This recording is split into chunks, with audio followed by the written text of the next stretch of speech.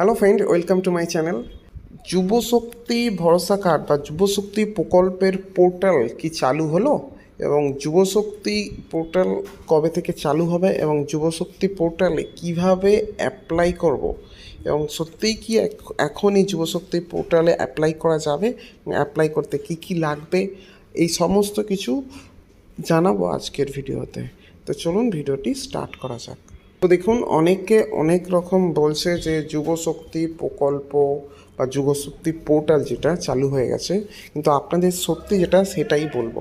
তো দেখুন, এখানে আপনারা দেখতে পাবেন, এখানে আপনার যে পোর্টাল যেটা আছে বাংলার যুবশক্তি এরকম একটা লেখা আছে, বাংলার যুবশক্তি, এবং department of youth and sport এরকম একটা লেখা আছে।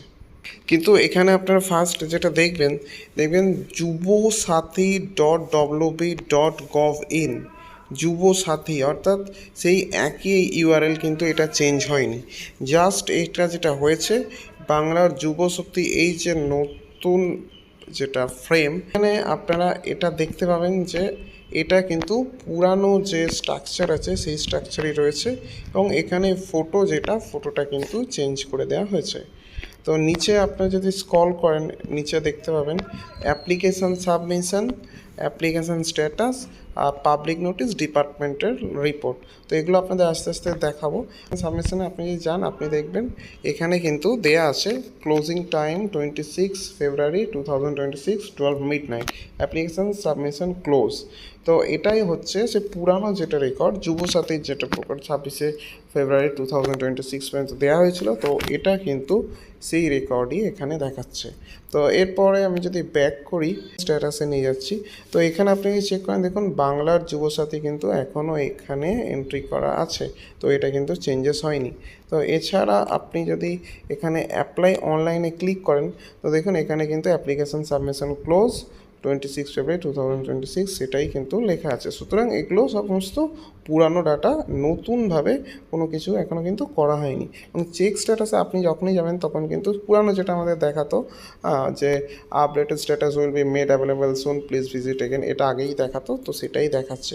তো এখানে আপনারা এটা বলতে পারি যে আপনাদের জাস্ট এখানে যুবসাথীর যে ওয়েবসাইটের ভেতরে যে নোটিফিকেশানের যে ফটো, সেই ফটোটাই জাস্ট চেঞ্জ হয়েছে এবং এই কালারটা চেঞ্জ করা হয়েছে, এবং এখানে যুবশক্তি যেটা এটা লেখা হয়েছে। এখানে আর কিছু কিন্তু করা যাচ্ছে না। কিন্তু অনেকেই এই নিয়ে অনেক উল্টোপাল্টা ভিডিও করছে যে পোর্টাল চালু হয়ে গেছে, বিভিন্ন কাজ করা হচ্ছে, সেটা নয়। এছাড়া অফিসিয়াল লগ ইন যে অপশান আছে, অফিসিয়াল অপশানে আপনি যদি ক্লিক করেন, তাহলে এখানে কিন্তু ইউজার আইডি, মোবাইল নাম্বার এবং ক্যাপচা কোড চাইবে। এগুলো কিন্তু সাধারণ মানুষের জন্য না, এগুলো এই পোর্টালের মধ্যে যারা কাজ করেন, যেগুলো অফিসিয়াল স্টাফ যারা আছে, তো তাদের জন্যই এই পোর্টালটি। তো এখানে আমি এটাই বলবো, এবং আপনারা এটা বুঝতে পারছেন যে এখান থেকে কিন্তু এখন কোনো অ্যাপ্লাই করা যাচ্ছে না এবং কোনো কিছু স্ট্যাটাসও সাবমিট করা যাচ্ছে না।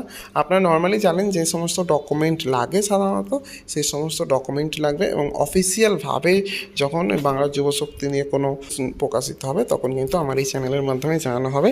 এখন আপনারা যেটা করা হচ্ছে, অন্নপূর্ণা ভান্ডারের যে ভেরিফিকেশান শুরু হয়ে গেছে, আপনাদের যে ডিস্ট্রিক্টে থাকেন সেই ডিস্ট্রিক্টে যদি শুরু হয়ে যায়, তাহলে সেই সম্পর্কে কিন্তু ভিডিও আসবে, এবং আপনারা ওইটা নিয়েই এখন বিজি থাকুন। কারণ বাংলা যুবশক্তি নিয়ে এখন কিন্তু কোনো কিছুই হয়নি, জাস্ট এই যে ফ্রেমটা জাস্ট চেঞ্জ করা হয়েছে। এবং এখানে কিন্তু অ্যাপ্লাই অনলাইন বা অন্যান্য অপশান যখন আসবে তখন আমার এই চ্যানেলের মাধ্যমে জানানো হবে।